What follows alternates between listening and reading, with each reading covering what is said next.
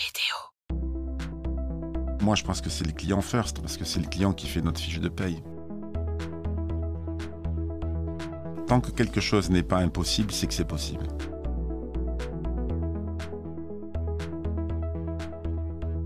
Il faut une colonne vertébrale. La colonne vertébrale, c'est l'organisation, ce sont les process. Même si tu as un très bon PNL, si tu gères mal ton BFR, eh ben, tu peux mettre ta boîte par terre.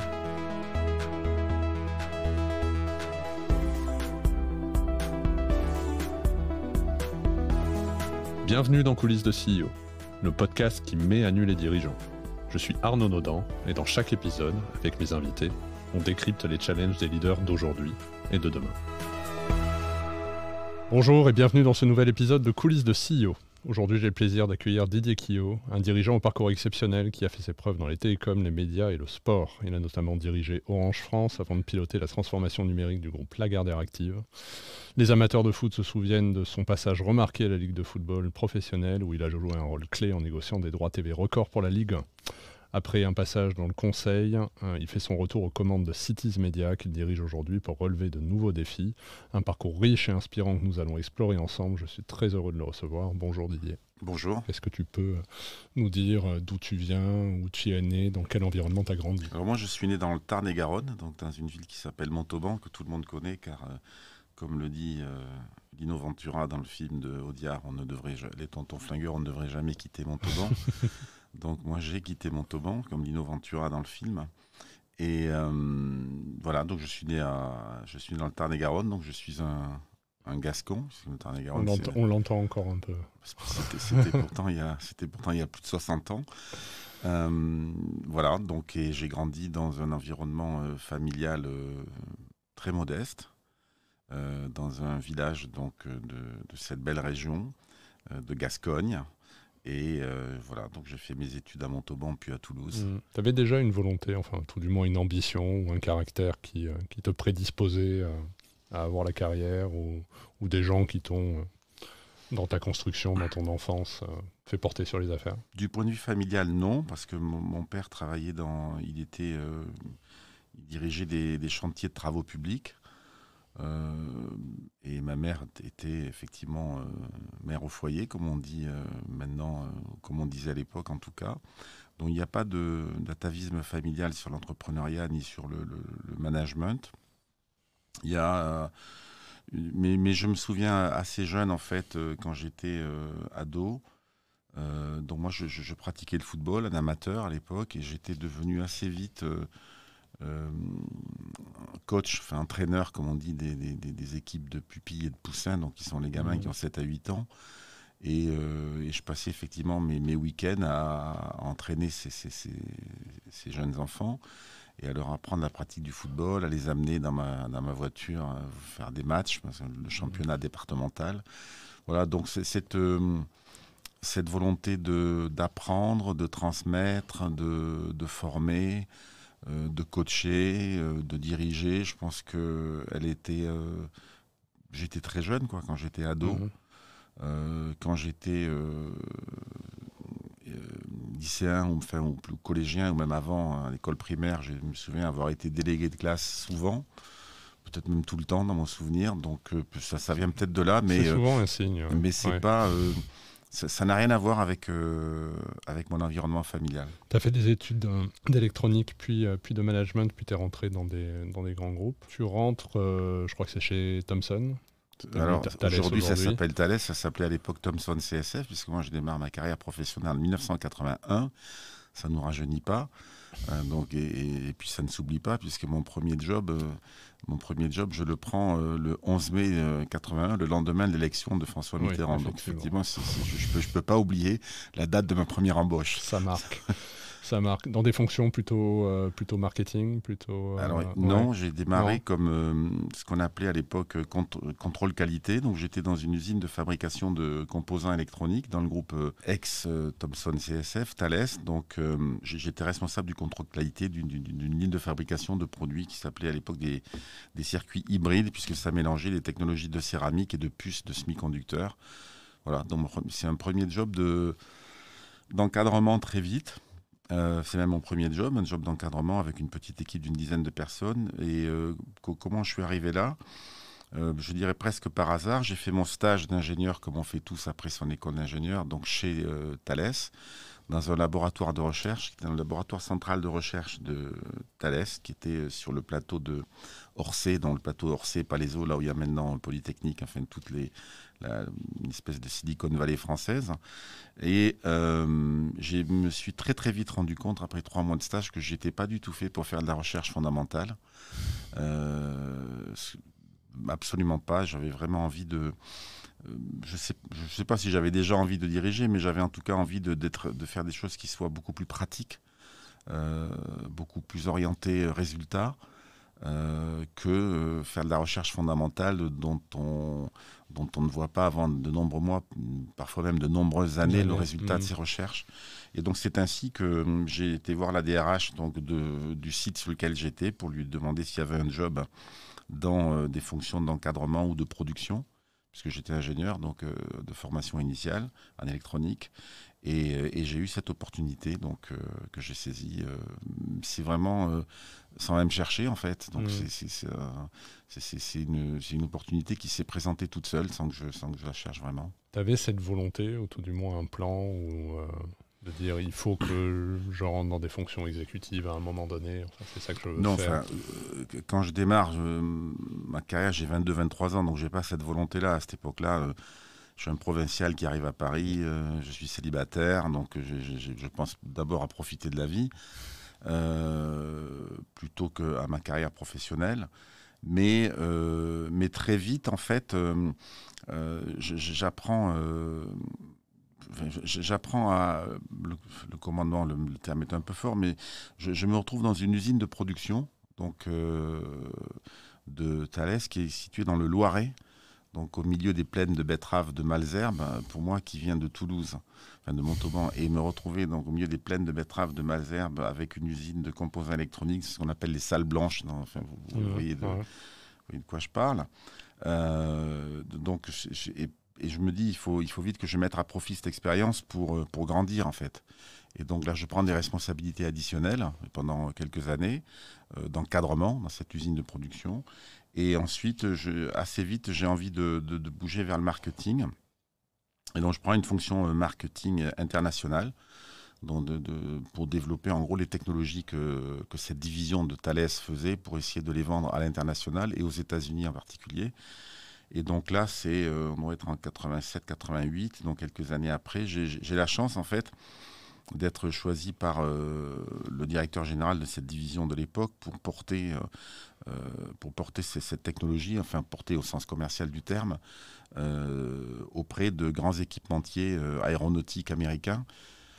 Et donc parce qu'on travaillait pour la défense nationale, donc j'ai oublié de dire que cette division de Thales travaillait pour la défense, l'aéronautique et la défense nationale. Et donc on essaye d'ouvrir le marché américain. Et donc je pars en immersion aux États-Unis pendant 18 mois, avec de nombreux allers-retours entre la France et les États-Unis. Et très vite j'aime ça, donc je me rends compte déjà qu'il faut parler l'anglais couramment. Enfin, si j'essaie de... Enfin, c'est banal ce que je dis, mais sans la pratique courante de la langue anglaise, je pense on est moins bien armé qu'avec. Voilà, c'est aussi simple que ça. Et puis ne pas avoir peur en fait. Et puis j'apprends aussi la facilité qu'il y a à travailler avec les anglo-saxons, qui sont assez cash, comme on dit, ou straightforward, ou comme on dit en anglais, et la facilité avec laquelle on obtient des rendez-vous aux États-Unis. Alors après, c'est plus difficile de closer des deals, mais c'est assez facile en fait d'ouvrir des portes aux États-Unis. Et je trouve que ce ton direct, clair, straight to the point des Américains me convient bien. Enfin, j'aime bien cette façon-là de bosser, je m'en rends compte.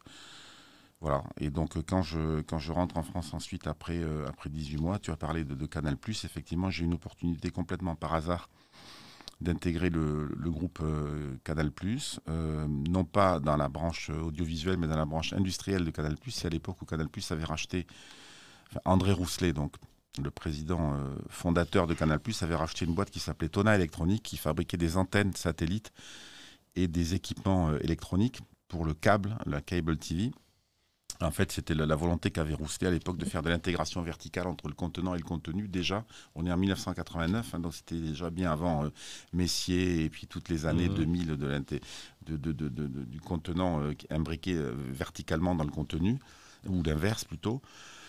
Et c'est ainsi que voilà, donc Rousselet prend un ingénieur pour aller seconder. Là, je me retrouve dans une boîte, donc toujours en province, à Reims cette fois-ci, donc pour quelqu'un qui vient du sud, de passer du Loiret à la Marne. Tu as toujours beaucoup bougé en fait. Ouais. J'ai beaucoup bougé, ouais. Et là, donc c'est là pour le coup, j'ai des responsabilités d'encadrement. C'est une boîte dans laquelle il y a plusieurs usines de fabrication et j'ai en particulier la responsabilité de fermer une usine qui était située dans l'est de la France, en Lorraine. Et donc là, j'ai une trentaine d'années et je commence à comprendre ce que c'est que le dialogue social, la nécessité de... Enfin, le dialogue social qui peut être compliqué quand il s'agit de faire des réductions d'effectifs.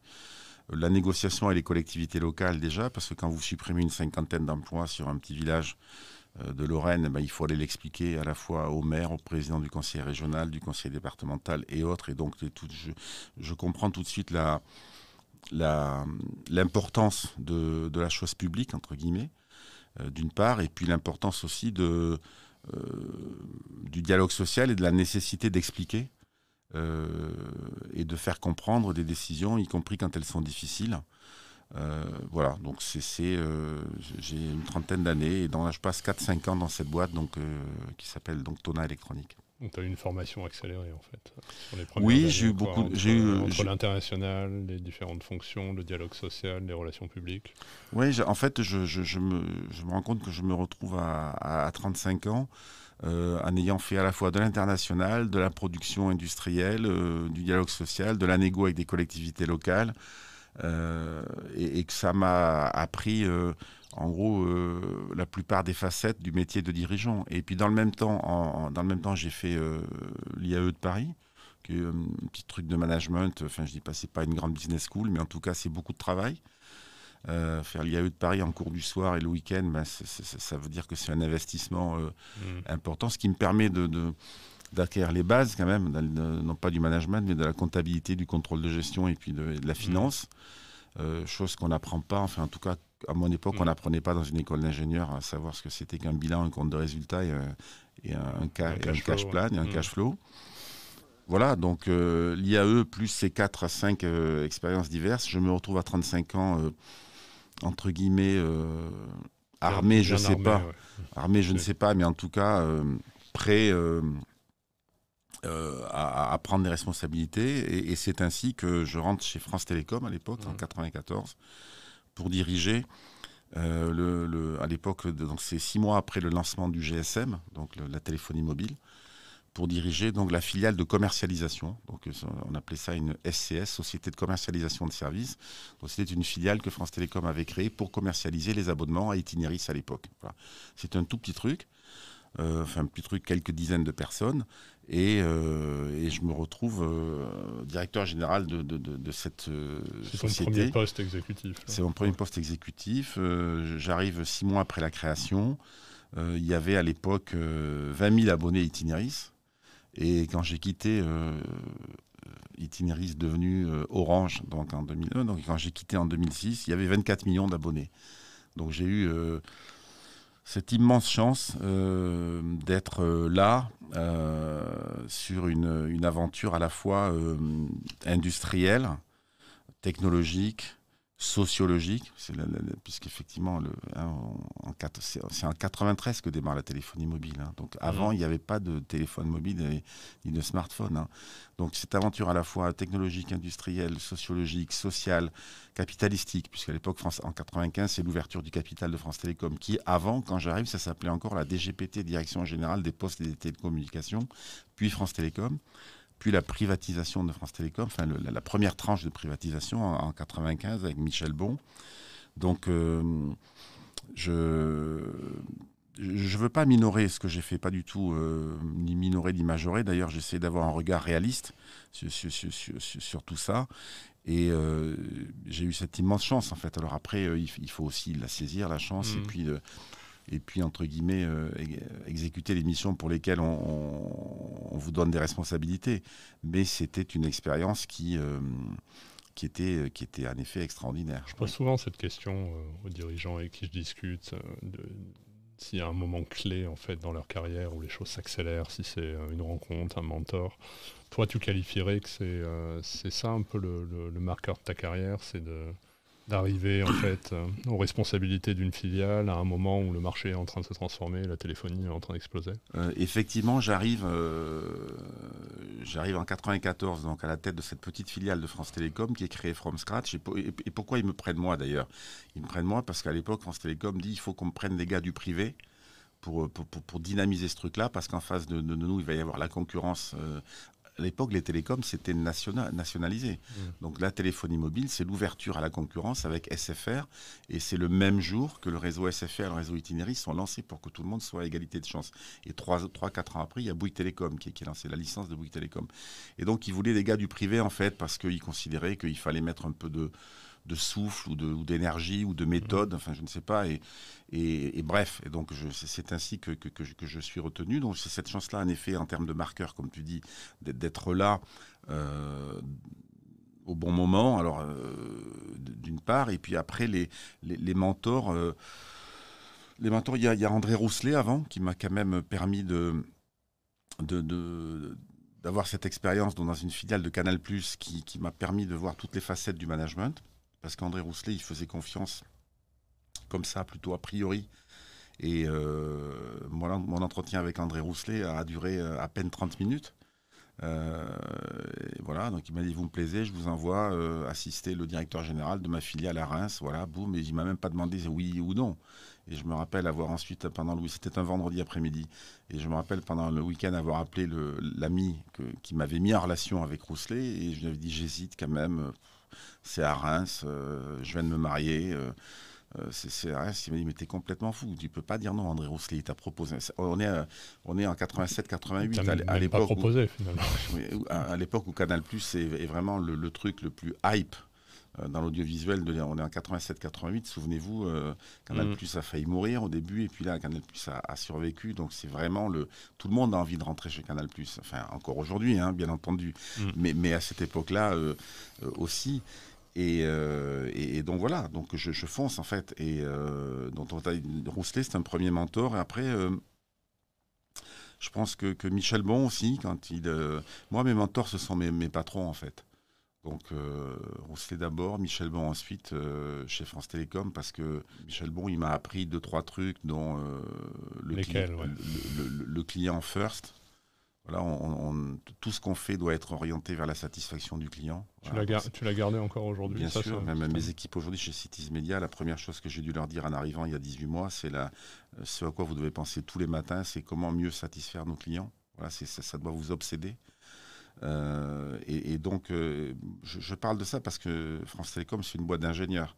Et donc Michel Bon, il venait de chez Carrefour à l'époque, qui était une boîte de la distribution. Donc c'était assez courageux. D'ailleurs, je ne sais plus quel est le ministre ou premier ministre de l'époque qui a pris cette décision de nommer un gars qui vient de chez Carrefour à la tête de France Télécom.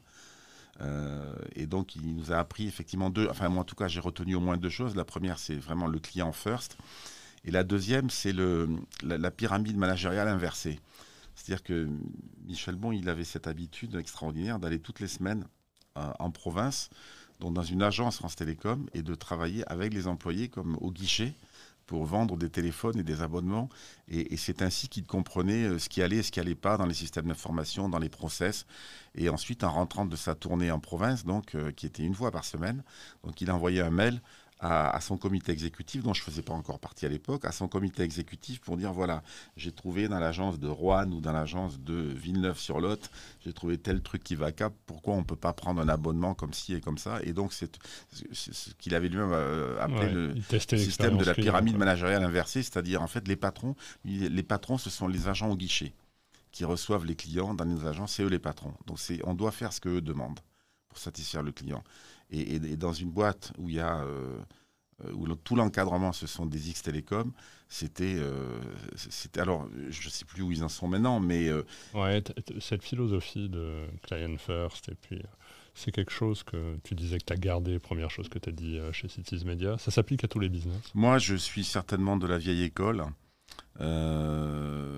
D'ailleurs, on parlera sans doute après de Cities Media parce qu'effectivement, je n'avais pas eu de job opérationnel depuis une dizaine d'années, quand j'ai repris la présidence exécutive de Cities Media.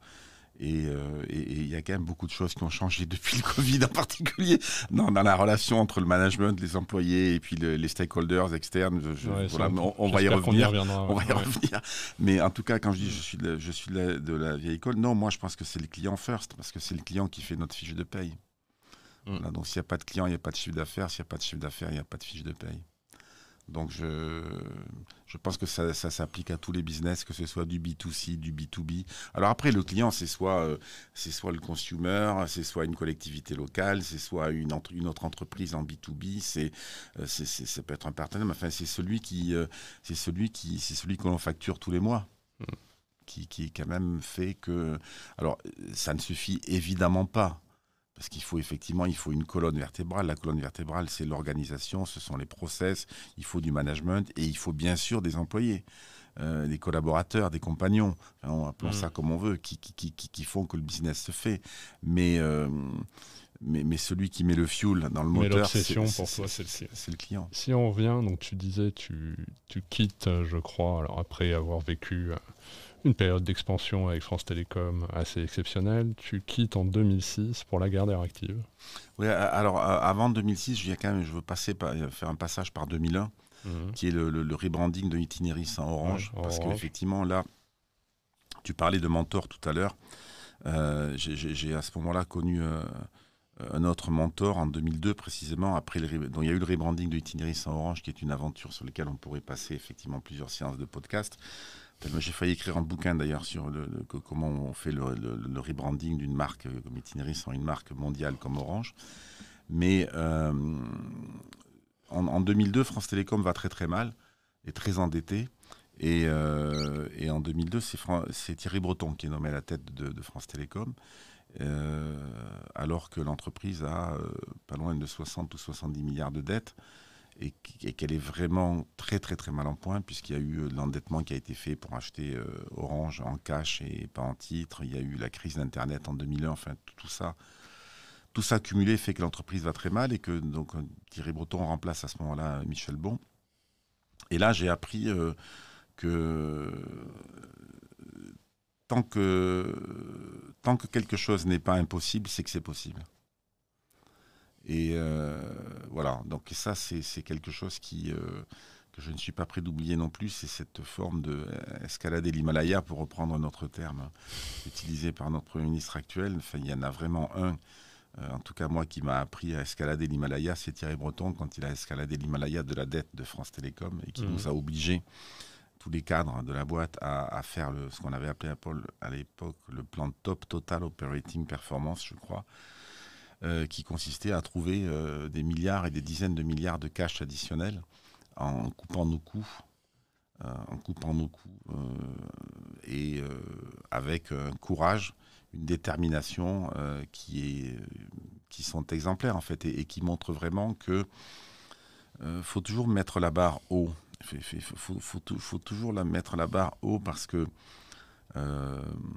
vous finissez par, dans une organisation quelle qu'elle soit, alors surtout plus elle est grosse, plus il y a un effet de retard à l'allumage. Quand on prend une décision, il faut qu'elle puisse soit implémentée effectivement sur des entreprises de 100 000 personnes, comme c'était le cas de France Télécom à l'époque. C'est compliqué quand on prend une décision, mais une fois que vous avez créé le momentum, comme disent les anglo-saxons, une fois que vous avez créé le momentum, que ce soit le momentum de la croissance du chiffre d'affaires ou le momentum de la baisse des coûts, les grosses organisations, les gros paquebots mettent du temps à se mettre en place, mais quand ils se mettent en place, on ne peut pas les arrêter en fait. Et c'est cette dimension de création de momentum à laquelle moi je crois. Et ça, je l'ai appris donc avec Thierry Breton. Quel est ton regard avec le recul, et on parlera évidemment de ce que tu fais aujourd'hui chez Cities Media, mais sur la manière de mener une telle transformation? Il faut créer l'électrochoc. Donc pour créer l'électrochoc, il faut mettre l'entreprise sous tension maximale. Souvent se faire accompagner de boîtes de conseil. Enfin, on ne va pas se mentir, c'est quand même quelqu'un de l'extérieur qui vient le dire, c'est plus simple. C'est plus simple donc de prendre des conseils pour créer l'électrochoc parce que les collaborateurs, ils veulent bien faire, mais même si le patron dit on va faire ça et on le fait, il faut quand même que quelqu'un les aide, les guide. Donc moi, je pense qu'il faut souvent se faire aider. 1. 2, il faut créer l'électrochoc, mettre la boîte sous tension, aller vite. Aller vite et processer.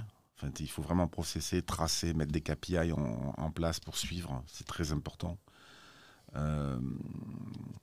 Et puis ensuite, faire confiance aussi aux collaborateurs si en ayant le langage de la vérité, de la clarté.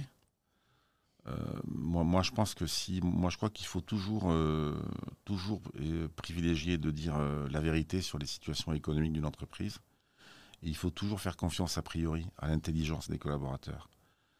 Si vous leur dites voilà où on est, voilà ce qu'il faut faire pour aller du point A au point B, voilà par où on va passer, et que vous le faites dans des termes clairs, compréhensibles par tout le monde, de manière constante. C'est-à-dire qu'il faut dire la même chose à l'extérieur, à l'intérieur, il faut dire la même chose aux cadres, aux employés, aux délégués syndicaux. Enfin, il ne faut pas être pris en flagrant délit de double discours. Vous finissez par aligner une organisation. C'est la vérité clairement exprimée et directement exprimée, et puis ce que j'ai dit précédemment, et vous finissez par aligner une organisation et à créer ce fameux momentum qui fait qu'à un moment, le changement, la transformation, comme tu dis, elle s'auto-porte. Je ne sais pas si tu vois ce que je veux dire, mais ouais, à un moment... Comme une forme d'inertie, en fait, ça avance après tout seul. Voilà. Et, aussi bien l'amélioration de la top line que les coûts. Alors après, il faut évidemment que tout ça ce soit un environnement exogène à peu près identique. C'est-à-dire que quand il y a une grosse crise économique qui fait que le secteur dans lequel vous êtes dévisse de moins 20 ou moins 30% par an, là, malheureusement, il n'y a plus grand-chose à faire en fait. Enfin, en tout cas, on est impuissant face à un marché qui s'effondre de moins de 20 à 30% par an, comme par exemple en 2008, le marché de la publicité avec la crise des subprimes. Je me rappelle avoir vécu chez Lagardère d'un trimestre à l'autre, moins 25 ou moins 30 du chiffre d'affaires d'un coup d'un seul. Alors là, ça emporte tout évidemment. Et dans l'autre sens, ça emporte tout vers le bas ou vers le haut. Et quand le chiffre d'affaires progresse sans qu'on s'y attende, quand on a une progression à 2 chiffres du chiffre d'affaires, qui n'est pas liée à votre offre ni à la qualité de vos équipes commerciales, qui est juste liée au marché, si vous avez bien travaillé avant vos process, vos coûts, vous êtes porté aussi par le marché vers le haut. Rentabilité. Vous êtes porté sur le marché, enfin ce que j'appelle le marché, on se comprend, enfin c'est toutes les variables exogènes d'un business, c'est très important. C'est bien sûr très important. C'est pour ça qu'il ne faut pas se tromper. D'ailleurs, quand on décide d'aller sur un nouveau marché, il faut bien avoir identifié les sous-jacents, comme on dit, et les sous-jacents à la fois à date et puis sur les 3 à 4 années à venir. Parce que si on s'est trompé sur l'évolution des sous-jacents, on est... même si on bosse bien à l'intérieur, si le marché ne décolle pas aussi vite que prévu... C'est ce qu'on voit aujourd'hui, une erreur d'appréciation du marché. Je disais que tu as vécu une autre grande transformation d'entreprise avec Lagardère, la transformation numérique. Qu'est-ce qui t'a amené à passer, enfin à accepter ce job, et quel regard tu portes sur cette période-là aujourd'hui? Alors j'avais passé 13 ans chez France Télécom, Orange, et j'avais envie de bouger. J'avais l'impression d'avoir fait le tour. 2, je savais que je ne serais jamais président de France Télécom, parce que c'est un job sur lequel on est nommé, et que je savais que je ne serais jamais président de France Télécom, et que donc en étant patron de la téléphonie mobile et puis ensuite directeur général de Orange France, j'ai été, et membre du COMEX du groupe, j'étais au maximum atteignable, je dirais, et j'étais très conscient de ça. Le hasard fait que Arnaud Lagardère était administrateur de France Télécom, enfin Orange, ça s'appelait Orange à l'époque. et qu'il m'arrivait d'aller plancher. Moi, j'étais patron d'une BU, en fait, et j'allais de temps en temps plancher devant le board sur mon plan stratégique ou sur des trucs. Et c'est ainsi que j'ai rencontré Arnaud Lagardère, et c'est ainsi qu'on a eu un très bon fit. Et que je ne sais plus lequel des deux a dit et si on se voyait. Et, bref, on s'est vu. Il m'a proposé le job de patron de sa branche média. Voilà. Donc j'ai même pas eu. Je disais l'autre jour à quelqu'un, et je te jure que c'est vrai. J'ai effectivement eu beaucoup de Différentes jobs. étapes, ouais. Voilà, dans ma carrière professionnelle, il y a eu plusieurs vies professionnelles. Voilà, c'est ça le terme que je cherchais. Mais aucun des jobs que j'ai eus. Tu l'as demandé. Si. C'est vrai que tu as demandé. Non, mais aucun des jobs que je l'ai eu à travers un chasseur de tête. Aucun. Ni aucun à travers un process de chasse de tête classique. Avec un réseau, les réseau, les opportunités, la volonté, voilà. Et c'est comme ça donc que je rentre chez Lagardère en 2006 pour diriger la branche média du groupe. Donc là, tu vis une grosse transformation, enfin tu mènes une grande transformation, parce que tu arrives quand même à un moment... J'arrive à l'époque où Internet commence à déferler, et comme disait à l'époque Mathieu Pigasse à propos de la comparaison entre Internet et la presse, il disait la presse Internet, c'est comme si vous avez une boulangerie dans laquelle vous vendez du pain à 1 euro et qu'à côté de vous, quelqu'un vient s'installer, fait le même pain que vous, mais il est gratuit. Donc à l'époque, Internet est gratuit. Donc tous les pure players de contenu Internet de l'époque, les Boursorama, Doctissimo, enfin toutes ces boîtes-là qui choisissent Allociné, l'accès est gratuit. C'est un modèle 100% publicitaire. Et en face de ça, vous avez des éditeurs de presse qui fabriquent des journaux, donc qui coûtent avec de l'imprimerie, du papier, du personnel, des journalistes, des cartes de presse payants. Donc effectivement, et vous êtes à la tête donc du old media avec la déferlante Internet en face. Donc effectivement, il faut vite engager la transformation numérique. Donc à l'époque, on l'a fait par croissance externe parce qu'on voulait aller vite. Et on a essayé de faire la transformation digitale du groupe. Ça a été compliqué. Ça a été compliqué. Et on n'y est pas complètement parvenu. On ne va pas se le cacher. On n'y est pas complètement parvenu. On a fait des acquisitions. Certaines ont bien marché, d'autres moins. Et donc, Arnaud Lagardère a pris la décision, décision que j'ai tout à fait acceptée, de vendre la presse internationale de Lagardère en 2010. Et effectivement, j'ai eu à conduire cette opération donc de cession de la presse internationale de Lagardère à Hearst Magazine, le groupe américain, donc en 2011. Et puis ensuite, le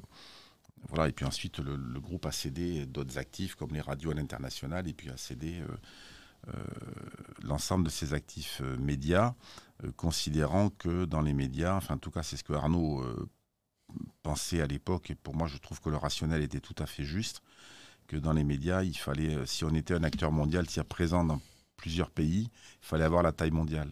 Et que en gros la stratégie c'était growth or exit.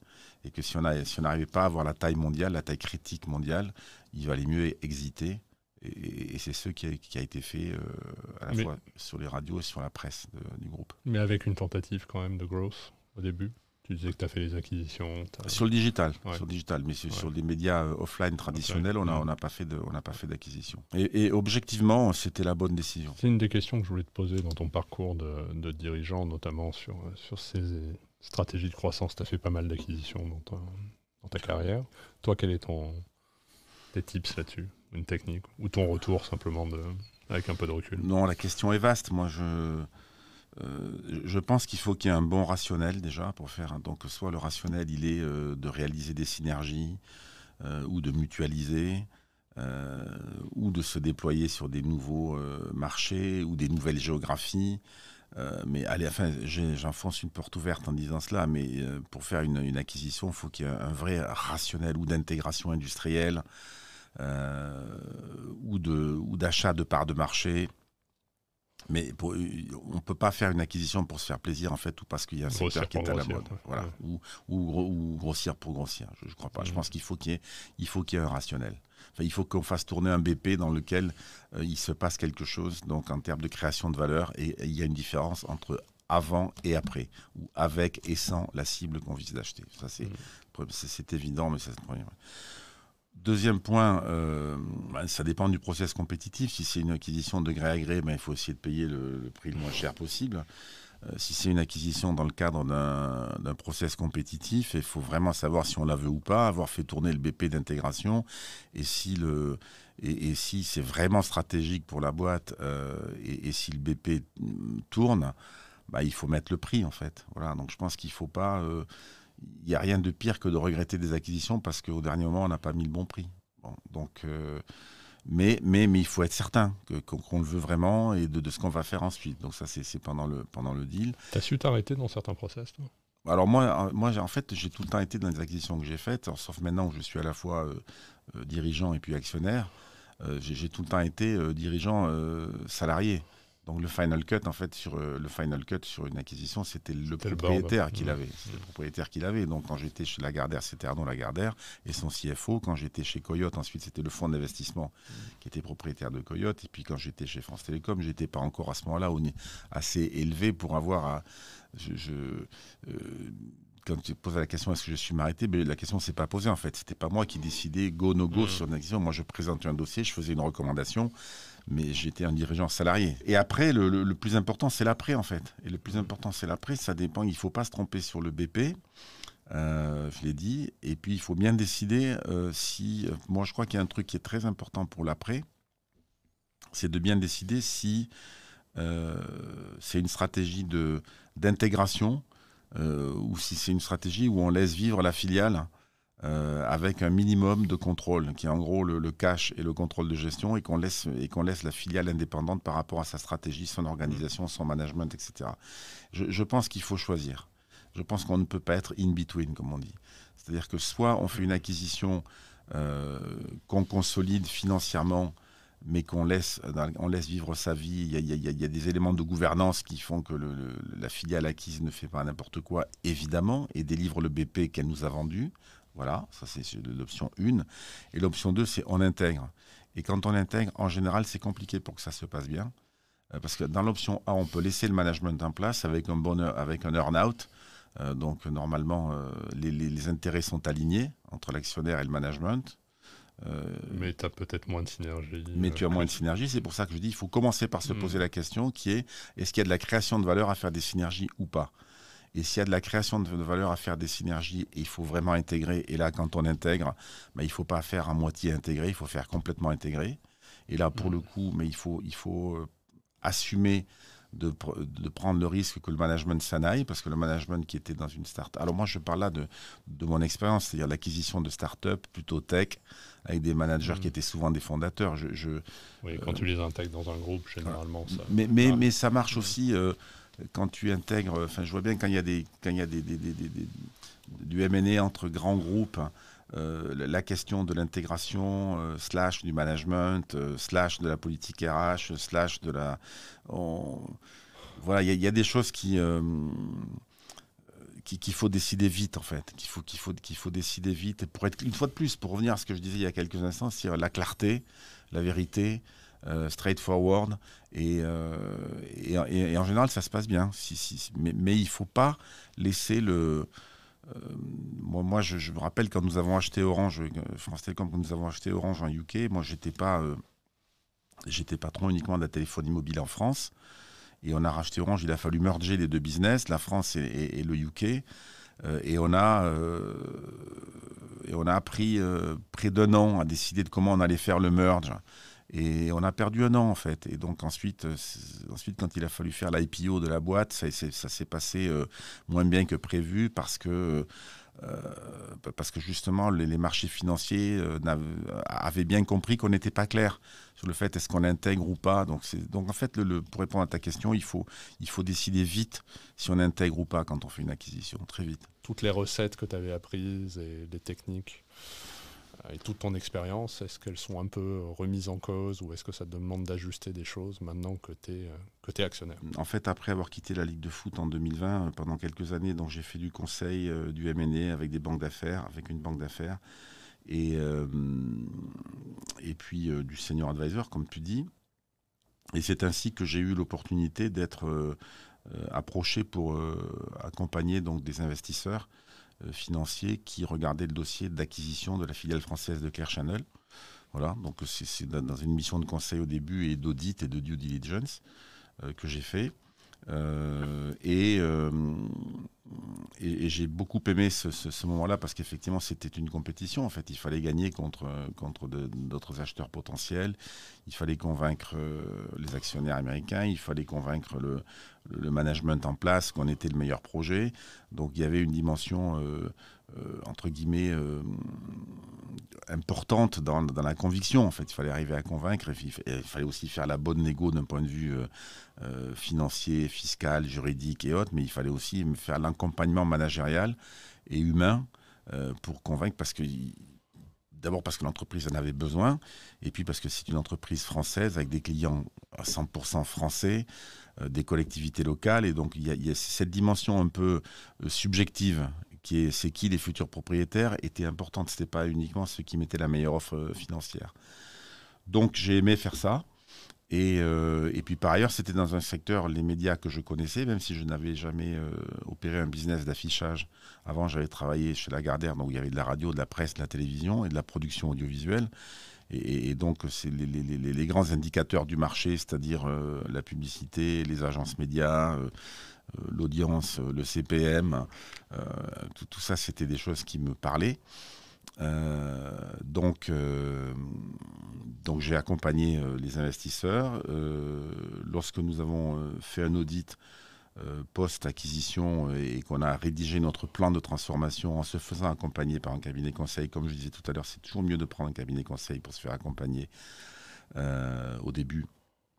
On est arrivé à la conclusion qu'il fallait aligner le management et l'actionnariat. Et donc, on a décidé de changer le management. Et parmi moi et mes associés, le seul qui avait un background opérationnel dans les médias, c'était moi. Donc, je me suis désigné pour prendre le job de président de Cities Media. Et ensuite, je suis devenu actionnaire. D'abord minoritaire, maintenant de référence. Tout ça en 18 mois. Voilà comment je suis arrivé dans le parcours. Et alors après ce que je veux faire de Cities Media, peut-être je reparlerai de ça dans un instant. Ça change quoi d'être dirigeant et actionnaire? Ça change beaucoup de choses. D'abord, vous êtes investi au sens propre et au sens figuré. Donc, c'est de votre argent dont on parle. Donc, chaque jour, quand vous regardez les résultats, que ce soit le chiffre d'affaires, les bidas ou le cash, à la fin, on parle de son argent, de son patrimoine, par rapport à l'investissement qu'on a fait. Donc, ça change beaucoup de choses. Il y a des risques que tu prendrais en tant que dirigeant salarié que tu prendrais plus en tant que dirigeant actionnaire? Ça ne change pas fondamentalement. Ça ne change pas fondamentalement les décisions d'investissement. Parce que les décisions d'investissement, que ce soit en informatique, en investissement dans du nouveau mobilier urbain, en investissement dans la réponse à un appel d'offres, de toute façon, si tu veux que l'entreprise se développe, tu sais qu'il faut investir. Donc, de toute façon, les décisions d'investissement, je pense que tu sois dirigeant salarié ou dirigeant actionnaire, pour moi, les investissements, il faut faire ce qui est bon pour l'entreprise. Surtout quand tu t'inscris dans une vision à moyen et long terme et non pas à court terme. Donc il faut penser au futur de la boîte. Et le futur de la boîte, c'est des arbitrages d'investissement, des allocations de cash sur certains investissements ou d'autres. Ça ne change pas là, des dirigeants salariés ou actionnaires. Ce qui change, c'est la gestion du cash au quotidien. Parce que là effectivement, quand tu es dirigeant d'une branche chez Lagardère, tu regardes le PNL en fait et tu regardes moins le cash. Déjà parce que dans un groupe comme Lagardère, il y a ce qu'on appelle le cash pooling. La gestion du cash est centralisée au niveau de la maison mère. Donc toi, en tant que patron de branche ou de filiale, tu as moins la responsabilité du cash. Alors que là tu regardes davantage le cash au quotidien ou en tout cas à la semaine. Moi, je regarde le cash à la semaine avec mon directeur financier et la personne en charge du recouvrement parce que c'est important de vérifier que les clients payent à l'heure, ne sont pas en retard. Voilà, donc, enfin, je ne sais plus qui a dit cette banalité qui est profit is good, cash is better et cash is king. C'est très vrai. C'est très vrai parce que parce que surtout dans une boîte, enfin en France, mais ailleurs aussi, si tu n'as pas si tu as un problème de cash, tu peux mettre la boîte par terre en fait. Même si tu as un très bon PNL, si tu gères mal ton BFR, et que les flux de cash sont mal gérés, et ben, tu peux mettre ta boîte par terre. On voulait parler de l'ambition. C'est quoi l'ambition de Cities? Ouais. L'ambition de Cities, d'abord moi quand on a racheté avec mes associés Cities, l'entreprise perdait de l'argent depuis plusieurs années. Donc la première ambition, elle a été assez basique, qui est de remettre l'entreprise sur les rails de la profitabilité, de la croissance rentable et de la gestion du cash dont on parlait. Donc ça, c'est la première ambition.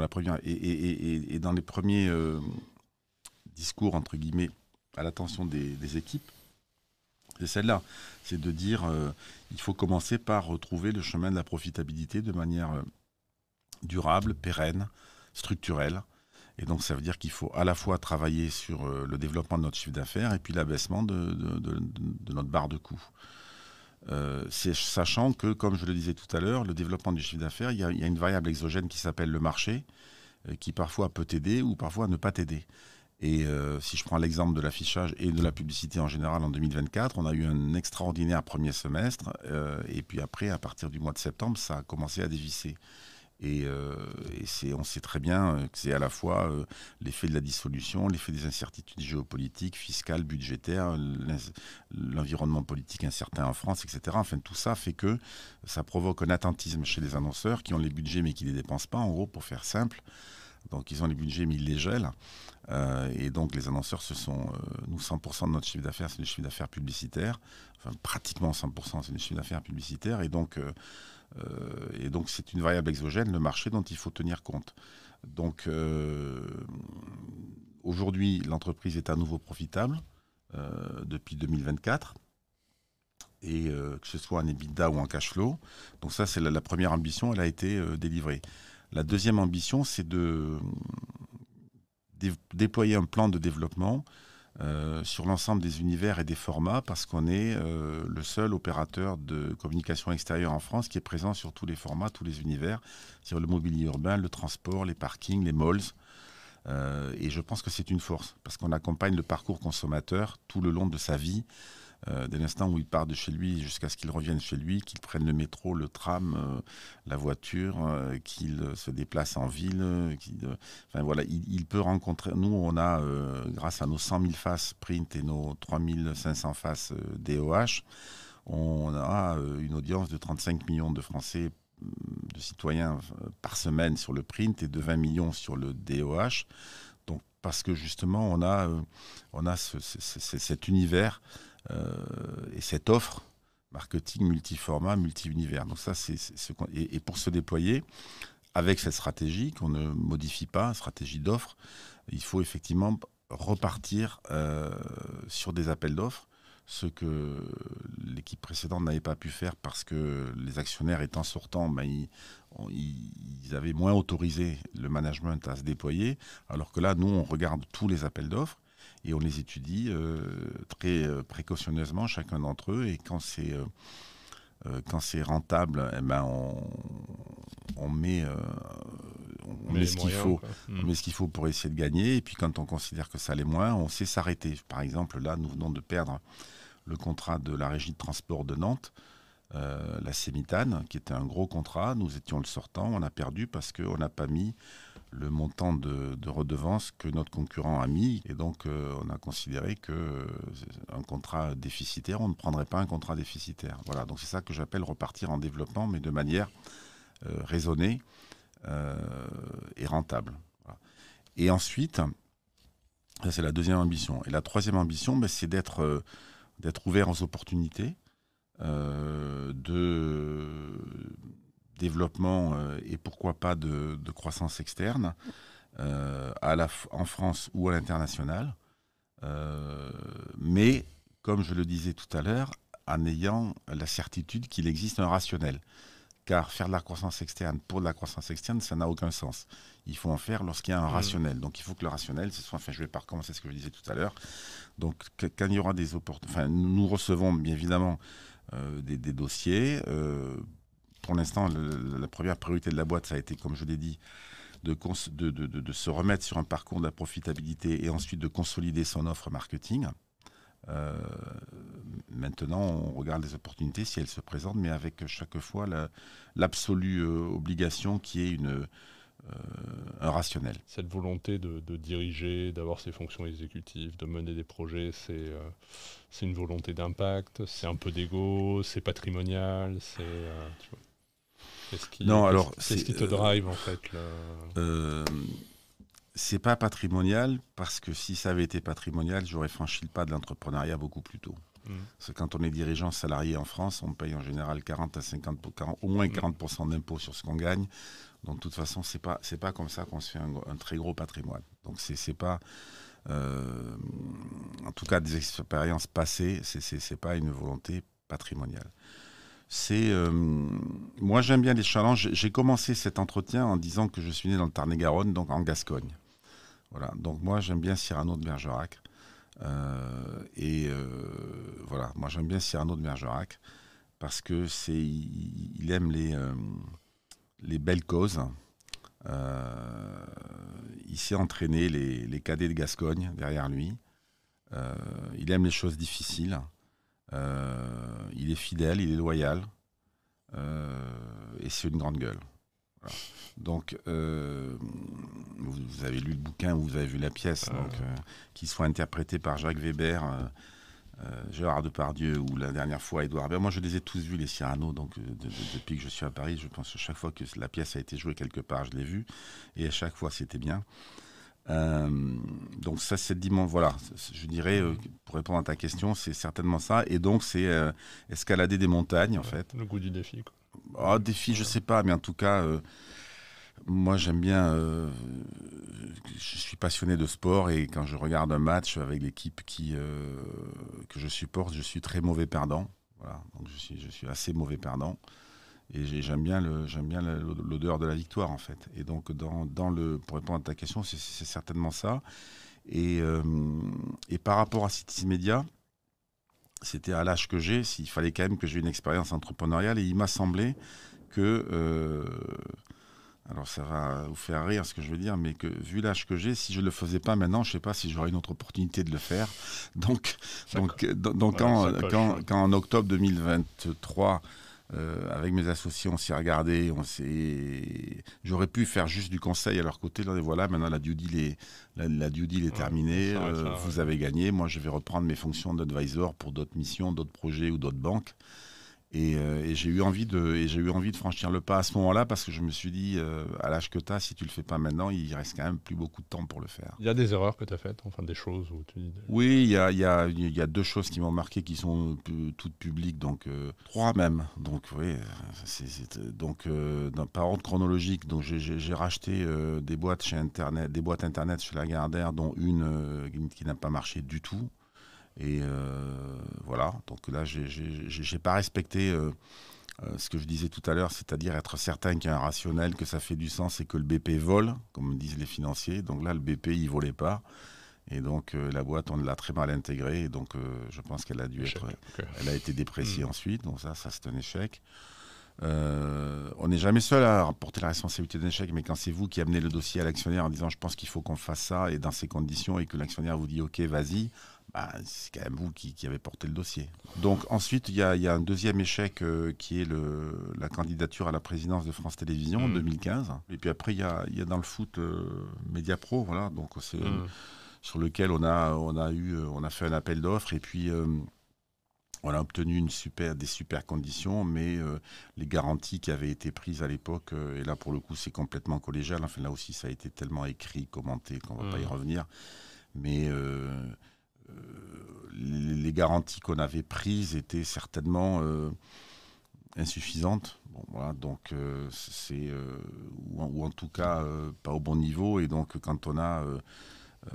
collectivement, avec à la fois les avocats de la Ligue, le conseil d'administration, l'ensemble des collèges qui ont travaillé sur le sujet, on a été, entre guillemets, on a d'abord regardé le montant avant de regarder les conditions. Est-ce que tu continues à te former, à t'inspirer, enfin, où est-ce que tu... J'ai des amis qui sont... j'ai des avocats ou des banquiers qui sont devenus amis. Et donc sur ces sujets un peu sur tous les aspects opérationnels, de mon métier, je considère que j'ai des très bons collaborateurs et collaboratrices, et puis que j'ai de l'expertise et puis de l'intuition, et que sur les aspects opérationnels, j'ai pas besoin de prendre des conseils extérieurs, mais sur tous les aspects un petit peu financiers, corporate, juridiques et autres, j'hésite pas à consulter des amis. Ça, c'est le premier point. Est-ce que je me forme? Non. Je lis les Échos tous les jours. Et c'est ainsi que je vais chercher des infos plutôt de nature économique. Et puis, troisièmement, j'ai des filles. Donc, j'ai 2 filles, une de 31 ans, l'autre de 27, qui bossent toutes les 2 dans le marketing digital. Dont une aux États-Unis. Donc j'ai des inputs en fait. J'ai des inputs qui viennent de la Gen Z et des États-Unis. Donc en ayant 2 filles qui ont une trentaine d'années, qui bossent dans la tech et le marketing digital, dont une vit aux États-Unis. Voilà. Ça permet de te nourrir. Il y a des trucs que j'apprends. J'ai l'air moins idiot en fait ensuite dans les dîners en ville parce que je répète des trucs que mes filles m'ont appris. Voilà. Pour répondre à ta question, comment je fais pour me former, voilà comment je fais pour me former. Merci beaucoup Didier d'avoir été avec nous, un podcast très enrichissant. Merci pour ta transparence et ta franchise. Je te souhaite le meilleur dans ton projet, à toi et à tes collaborateurs. Et pour ceux qui nous écoutent, rendez-vous la semaine prochaine avec un nouvel invité. Merci Didier. Merci. Merci beaucoup d'avoir écouté cet épisode de Coulisses de CEO. Je vous donne rendez-vous la semaine prochaine avec un nouvel invité. Pour ne manquer aucun épisode, abonnez-vous sur votre plateforme d'écoute préférée et partagez l'épisode parce que le podcast, finalement, comme les valeurs d'une entreprise, ça se partage. BDO.